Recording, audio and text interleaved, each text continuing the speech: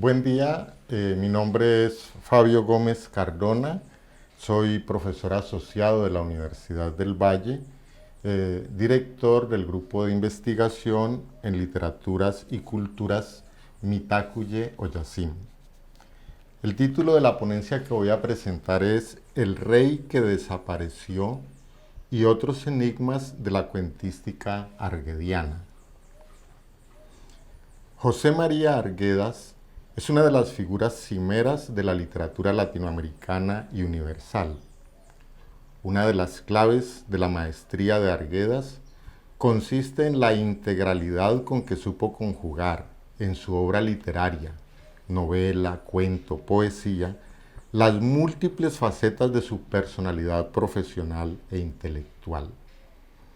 Profundo conocedor de las lenguas quechua y castellano y de las cosmovisiones andina e hispánica, fue antropólogo, investigador del folclore, músico, traductor, y todos esos aspectos, integrados en sus relatos breves y novelas, le confieren a su obra unas dimensiones humana, poética, simbólica, de una entrañable profundidad, como tendremos la oportunidad de apreciar en las líneas siguientes. El relato La muerte de los Arango cuenta la historia de un pueblo que es devastado por la peste. Narrado desde la perspectiva de un niño, el drama tiene una dimensión colectiva, pues su narración versa no solo sobre aquello de que es testigo presencial y partícipe, sino que subsume las voces anónimas que comentan, que tratan de explicar, que recuerdan todo lo que ha ocurrido en el pueblo poco antes del advenimiento de la peste, durante el transcurrir de la misma hasta el momento de su expulsión.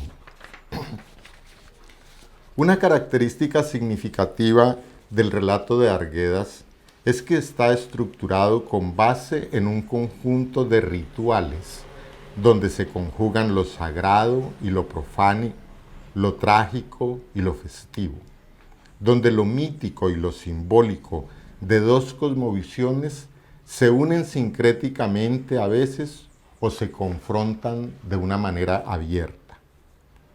Si bien la visión hispánico-católica pareciera ser la dominante del universo semántico del relato, como tendremos la ocasión de exponer aquí, hay un substrato andino, quechua, en pugna permanente que la confronta y termina imponiéndose, confiriéndole a este relato de una manera muy velada pero efectiva una dimensión política revolucionaria que estatuye el acto poético escritural como una práctica descolonizadora.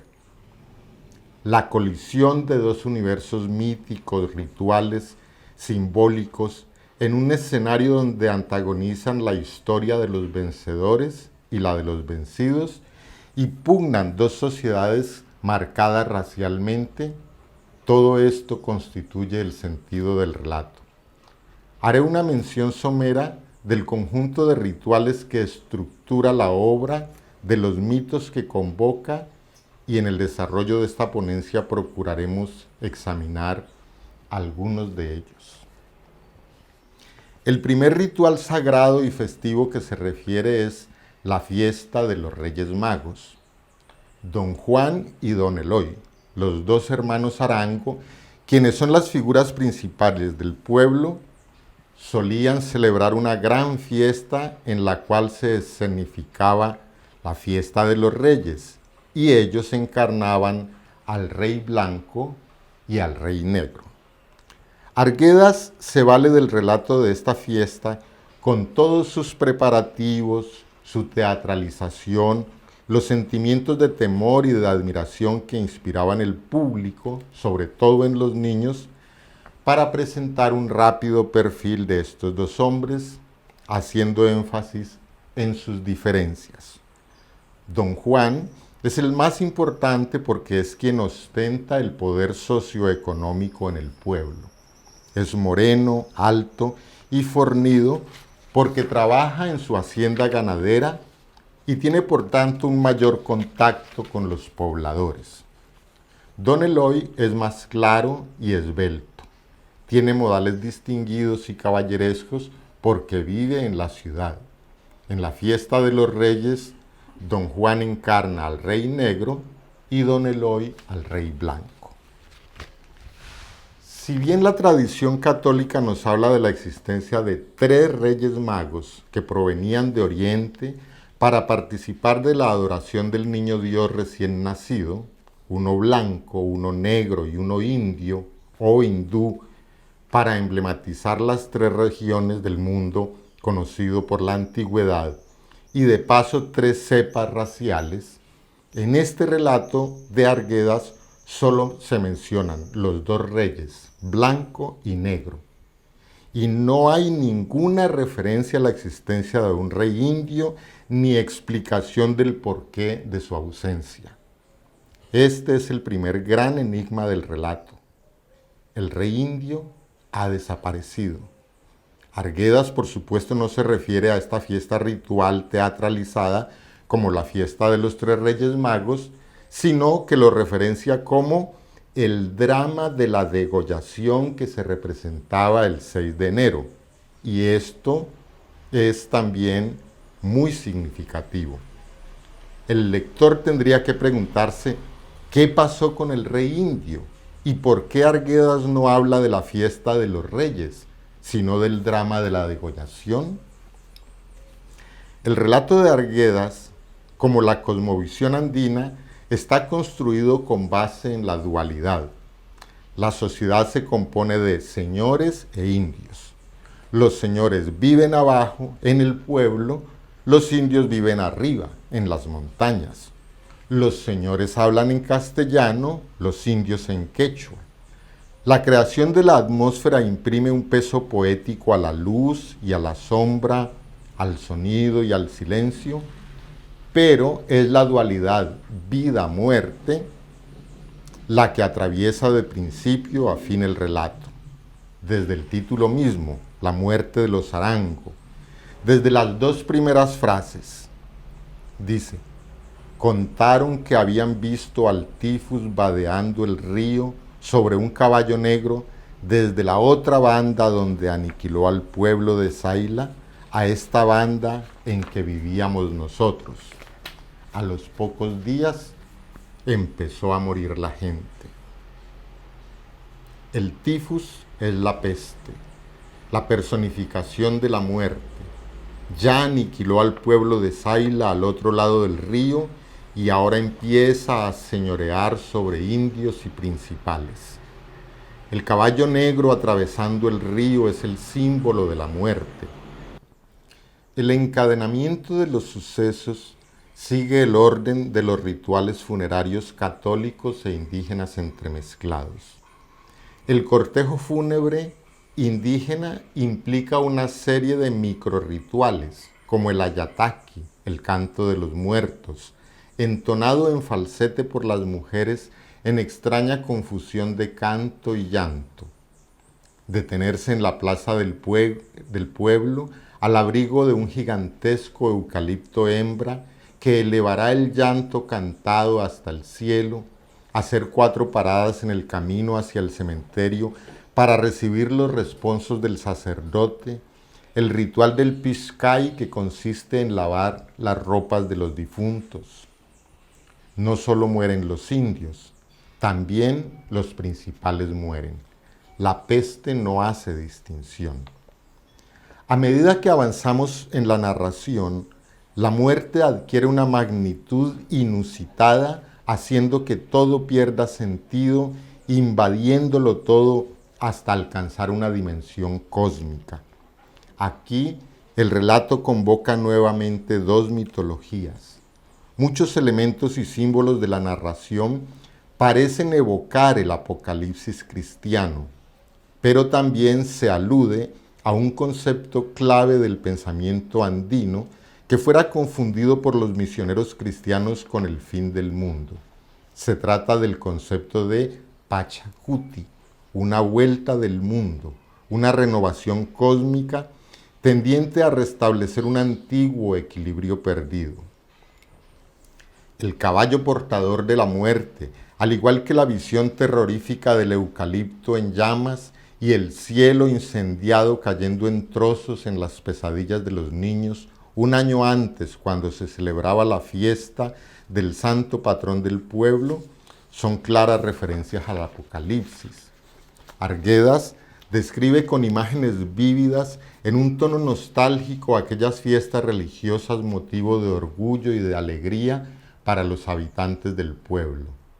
Son fiestas católicas, pero imbuidas al mismo tiempo de elementos indígenas, como la presencia de los danzantes de tijeras que amanecían bailando en competencia por las calles y plazas. El núcleo del relato lo constituye la narración de los eventos asociados con la muerte de los hermanos Arango, principales del pueblo. Es sobre todo la descripción del funeral de Don Juan lo que nos permite asomarnos a ese otro mundo hispánico católico que claramente tiene una dominancia religiosa, social, racial y económica sobre el pueblo. Para introducir la narración de la muerte de Don Juan Arango, se hace una semblanza de los dos hermanos y su liderazgo en las actividades sociales, económicas y culturales. En este momento previo a la muerte de Don Juan, el narrador presenta las dos fiestas religiosas que hemos mencionado como de carácter alegre y vital, carnavalesco, pero que ya entrañan en sí un augurio de la muerte inminente. La fiesta del drama de la degollación con su rey desaparecido y la fiesta del santo patrón del pueblo. Este es otro de los enigmas presentes en el relato. ¿Cuál es el pueblo? ¿Cómo se llama? En ningún momento del relato se menciona el nombre del pueblo. Se identifica al pueblo vecino que fue aniquilado por la peste como el pueblo de Saila. Los dos están separados por un río, como la muerte y la vida. Arguedas es muy gráfico al presentarnos la descripción del pueblo con su parte alta india y su parte baja blanca, la larga calle que lo atraviesa por la cual discurren los cortejos fúnebres, la plaza central con su gigantesco eucalipto hembra, frente al cual se ubica la escuela, la iglesia y al fondo el hermoso cementerio lleno de luz y color antes de la peste y transformado después en un espacio infernal por la ominosa profusión de la muerte.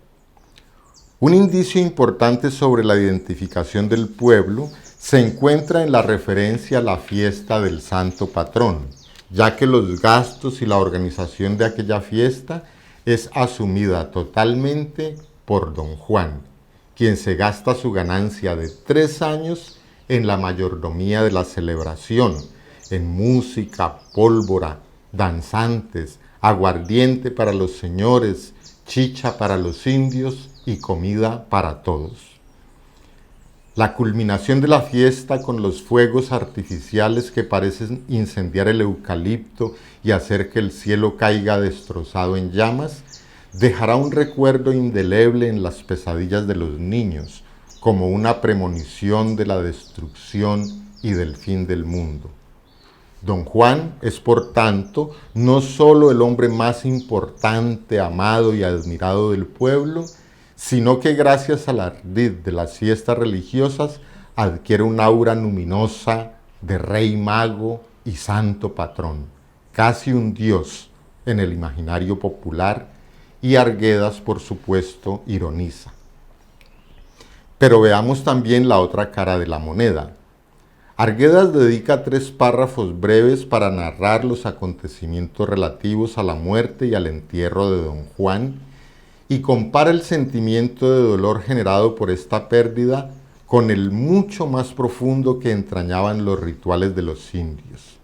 De paso, nos muestra cómo los blancos del pueblo se han contagiado de las costumbres indias y terminan el funeral borrachos como los indios, los señores, y gimiendo y cantando como las indias, las señoras. Para ese entonces la peste ya había asolado al pueblo. Muchos niños de la escuela, indios y blancos, habían muerto y nadie recordaba cómo fue la muerte de don Eloy ocurrida 15 días después. En los días aciagos de la peste, tanto había perdido su sentido que los rituales fúnebres se celebraban deprisa, masivamente, y el cura echaba sus bendiciones desde lejos. El último ritual con el cual finaliza el relato consiste en el exorcismo y expulsión de la peste mediante el sacrificio de un caballo. Este ritual evoca un culto ancestral andino velado por el ropaje del catolicismo. El oficiante, don Jáuregui, es sacristán, cantor y puede orar en latín, en quechua y en castellano. La alegría, la luz y el color regresaron al pueblo aquella mañana en que repicaron las campanas y don Jáuregui atravesó el pueblo hacia el cerro de Santa Brígida, llevando de la brida el hermoso y enjaezado caballo de don Eloy, conduciéndolo hacia el alto precipicio donde conservaba el altar de la Virgen. Allí, con gritos e imprecaciones a la peste, a latigazos, hizo que el caballo se despeñara por el precipicio, ofrendando su sangre a las rocas y a la tierra.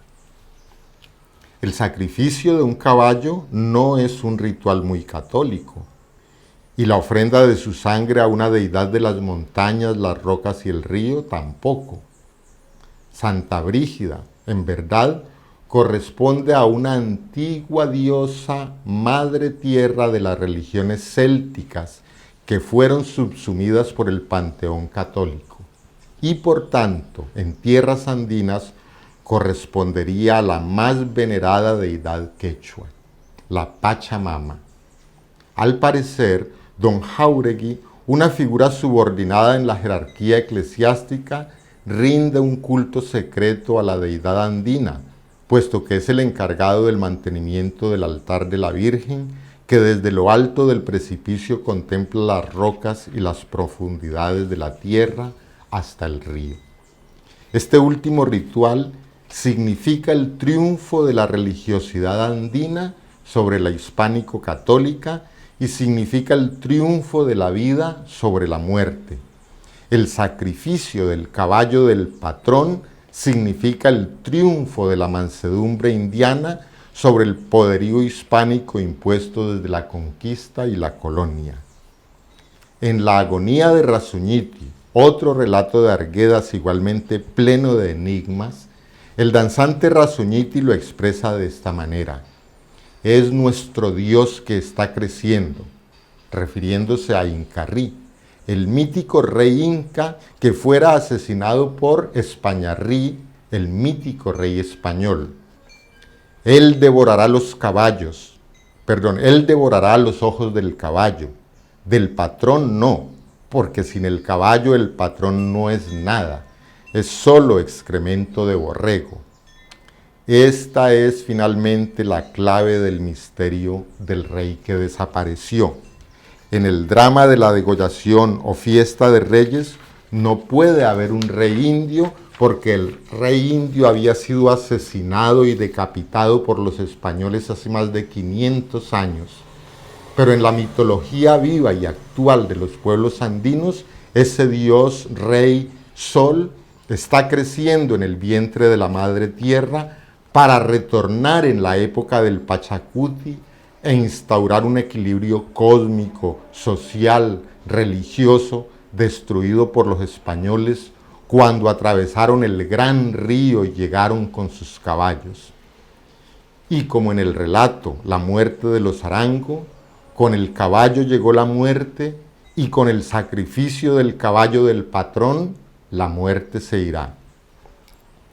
La elección que hace Arguedas de un narrador que cuenta la historia desde la perspectiva de un niño, que participa de los eventos y suma a su propia voz las voces de los colectivos anónimos de su pueblo, le permite imprimir a su relato un falso aire de sencillez, de ingenuidad, pero en verdad enfrenta al lector con un texto poético cargado de evocaciones nostálgicas, con un rico simbolismo mítico y ritual tomados de las tradiciones andina e hispánica, y mediante un juego de enigmas, ausencias, de cosas no dichas o apenas aludidas, lleva al lector a comprender que también hay unas dimensiones políticas e históricas profundamente subversivas en un breve y aparentemente sencillo relato.